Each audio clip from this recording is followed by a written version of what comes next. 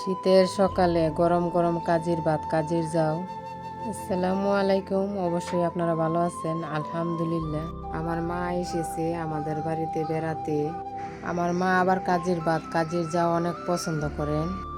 এই জন্য কয়েকদিন আগে আমি ভাতের চাউল ভালো করে ধুয়ে ভিজিয়ে রাখছিলাম। ভর্তা বানানোর জন্য শুটকি যা যা উপকরণ লাগে সমস্ত কিছু আমি তৈরি করে নিলাম। এই যে আমার মা ভর্তা বানাচ্ছে। এক হলো মায়ের হাতের রান্না, তার কোনো তুলনাই হয় না। ছোটবেলা থেকে মায়ের হাতের রান্না খেয়ে আসছি। আমাদের জন্য মা যা তৈরি করে রান্না করে সবই তো অমৃতর মতন লাগে। মায়ের হাতের রান্নার সাথে পৃথিবীর কোনো রান্নার তুলনা হয় না। আমার মনে হয় যেন যে রান্নাটার ভেতরে মা ছোঁয়া দেয় ওই রান্নাটা যেন অনেক মজার হয়ে যায়। মাশাআল্লাহ, আলহামদুলিল্লাহ, আমার মা সব রান্নায় অনেক ভালো পারেন, অনেক সুন্দর করে গুছিয়ে করেন। এই কাজের যাও কাজের ভাতের আলাদা একটা গ্রান আছে, এটা সবাই পছন্দ করেন না।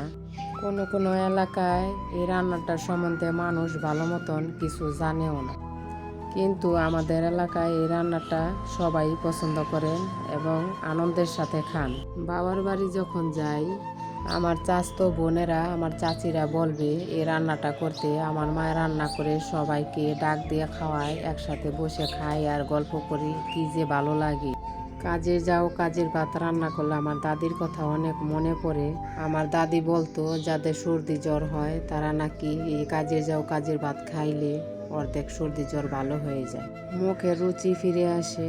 এটা আল্লাহ ভালো জানেন, এটা মুরব্বীদের কথা। আমার দাদির জন্য দোয়া করি আল্লাহ যেন জান্নাতে আমার দাদিকে অনেক ভালো রাখেন, আমিন। আজকের কাজের ভাত কাজের যাও কিন্তু অনেক মজা হয়েছিল। ওই যে লাল লাল করে ভর্তা বানাইছিল, শুটকির ভর্তা, অনেক মজা হয়েছিল। ওই যে কালিজিরা ভর্তা, লেবু দিয়ে কাজে যাও খেতে অনেক মজা লাগে। এই যে কাজের ভাত খাইতেছি অনেক মজা করে, লেবু দিয়ে খেলে স্বাদ আরও দ্বিগুণ বেড়ে যায়, অনেক ভালো লাগে।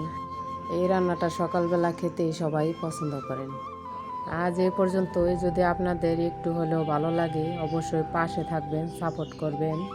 আসসালামু আলাইকুম।